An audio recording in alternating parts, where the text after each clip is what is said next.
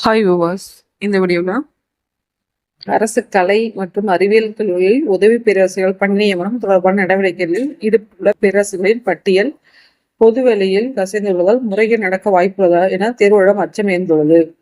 ஆசிரியர் தேர்வு வாரியமான டிஆர்பி அரசு கல்லூரியில் காலியாக உள்ள 2778 உதவி பேராசிரியர்கள் நேரடி நியமன பணிகளுக்கு தேர்வு கடந்த டிசம்பர் 20 நடந்தன. அவற்றில் 5 படங்கள் பிரிவுகளுக்கு மட்டும் தேர்வு முறைகள் சான்றிதழ் சரிபார்ப்பு நடத்தப்பட்டு பிப்ரவரி 25 பட்டியல் வெளியிடப்பட்டு 5 பேருக்கு மட்டும் பணியாணை வழங்கப்பட்டுள்ளது.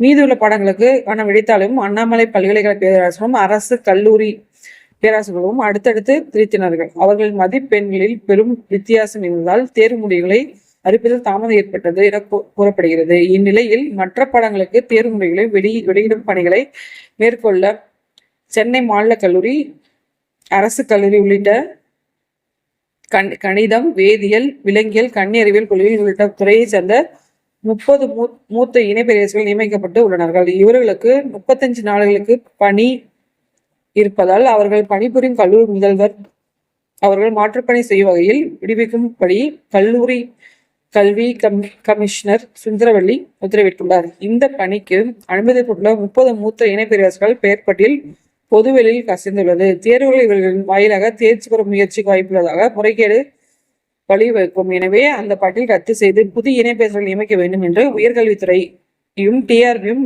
நம்பகத்தன்மை மற்றும் ரகசியத்தன்மையுடன் பாதுகாக்க வேண்டும் என்று பேராசிரியர் மற்றும் தேர்வுகள் வலியுறுத்தினார்கள். ஆக்சுவலா இது ஒரு இந்த டிஆர்பி காலேஜ் டிஆர்பிக்கான ஒரு தகவல். இந்த இது பாத்தீங்க அப்படின்னா அந்த யார் ஒரு ஒரு கமிட்டி நியமனிச்சிருக்க அவங்களோட இது பாத்தீங்கன்னா ரிலீஸ் ஆயிருக்கு. ஆக்சுவலா இதுக்கு ஒரு ஜிஓவே ரிலீஸ் பண்ண அந்த ஜிஓவே இருக்கு.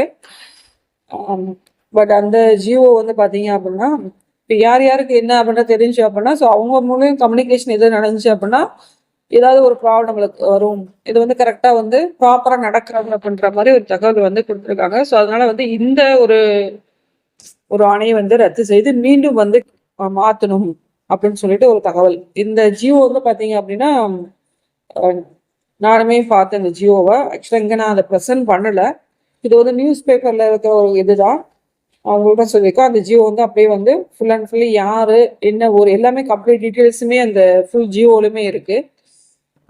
எல்லா சேனலுமே அதை டிஸ்பிளே பண்ணி காமிச்சிருக்காங்க. நம்ம சேனல் அதை காமிக்கல. பட் இந்த தகவல் பாத்தீங்க அப்படின்னா தேர்வுகளுக்கு ஏதாவது அவங்க மூலியம் கம்யூனிகேட் பண்ணி மார்க் பேஸ் பண்ணி ஏதாவது ஒரு முறைகேடு நடந்துருமோ அப்படின்ற ஒரு அச்சம் எல்லாத்துக்கும் இருக்கு. ஸோ அதனால இதை கண்டிப்பா மாற்றணும் அப்படின்ற ஒரு தகவல் கொடுத்துருக்காங்க.